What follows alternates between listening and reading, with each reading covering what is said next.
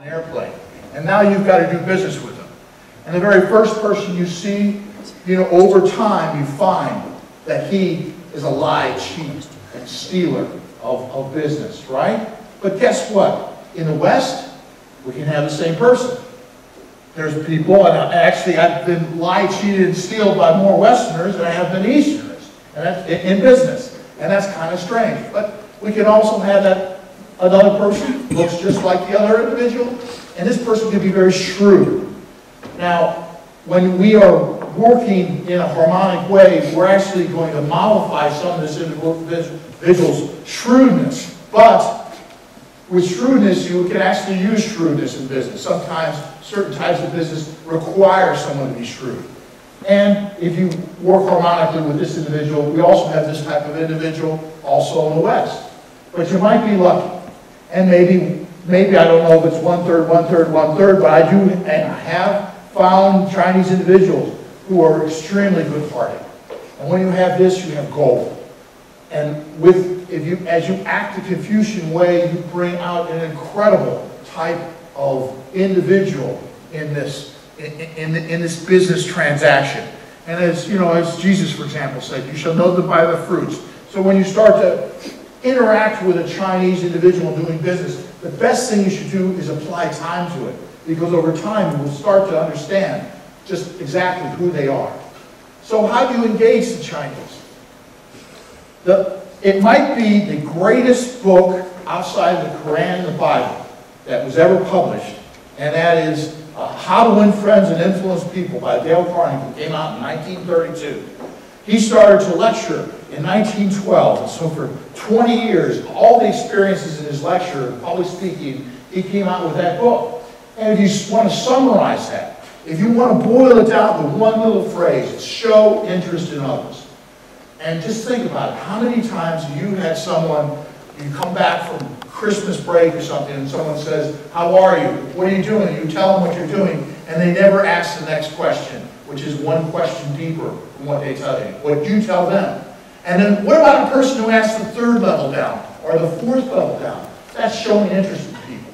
So, when we do business in China, the business is, where do you do the business? Is the business a PowerPoint presentation? I've got something really special I want to sell you, or I want to buy your product. No, the business is done at the dinner table.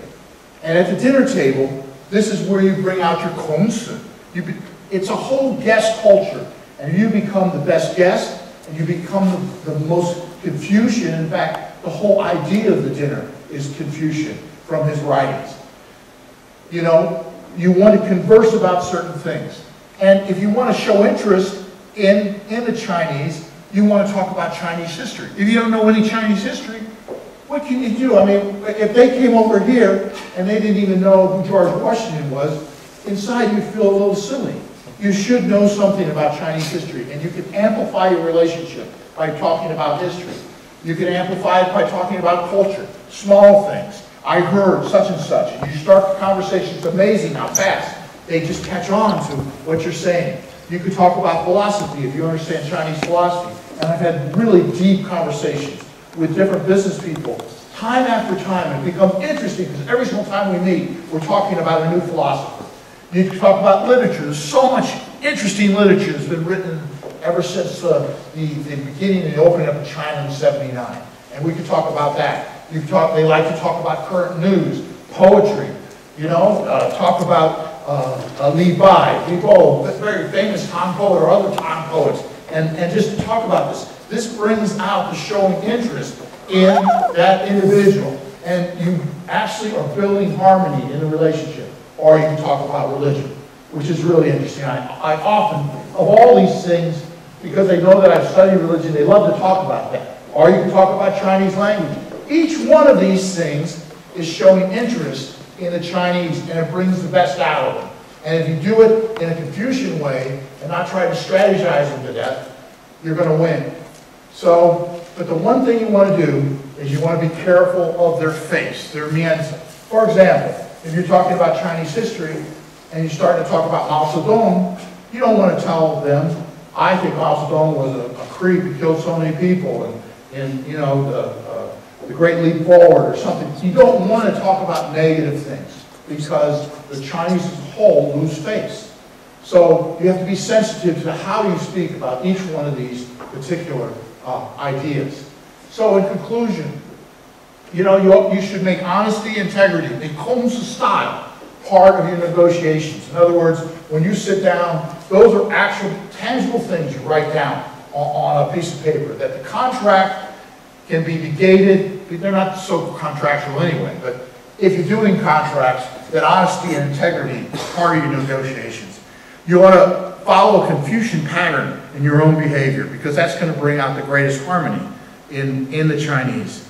You got to act the part, and the more you can be yourself, especially since you attended VMI or what have you, and you don't lie, cheat, or steal, the more you've got that pattern inside you, the better it is. So I want to finish this off with just one last thought. The word for business in Chinese is called shengyi.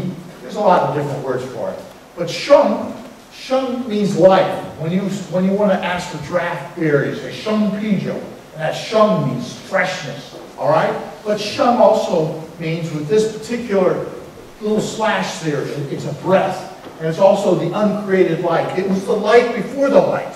So if we're talking about from a religious point of view, that word sheng it just doesn't mean birth. It means the birth before the birth. So when they say Jesus was the only begotten one, he was the only one shenged, okay? And then yi is typically means meaning, all right? But on the bottom part right here, this is heart, and this is sun, and this is to stand. So when you stand looking at the sun or light with your heart, you get meaning. And so it's really interesting. In this just simple term of business, you have this profound thought form in the characters itself. And if you even wanted to break it down a little farther, this little stand is the head of some grass. This is the meaning head, and this right down here is grass. Like a whole field of wheat just blowing in the wind looking at the sun. And that is really the meaning of Chinese business. Thank you. And if you have any questions, I'd be more happy to answer. Yes? Steve, a couple. One has to do with relationships, the other with religion. But a relationship with China, and it's going to be here for a day or a week or whatever, does it take a while to nurture that business in terms of relationship? Does it take, can you sell the first time, or does it take a year? Does it take repetitive calls, or does that vary? It's an excellent question. And actually, our style of business is transactional. We're seeking quality, we're seeking price, we're seeking delivery. And we're not caring as much about the relationship. But their relationship is relational. And so normally there's like a block time. They want to see you 2 or 3 times before they even proceed to talk about business. And actually this is the time for that riddle of the 3 men. That's actually a perfect time for you to see what this individual's like. Because they could be lying, cheating, and stealing before you ever start to do the business. And therefore you don't want to do business with that individual. So they're actually, when you're doing business over there's a period of time.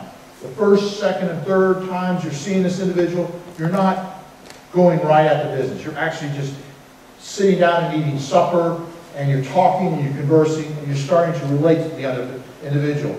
And if you want to slow it down even more, you begin to understand that individual more, and actually the harmony starts to build when you find the right individual.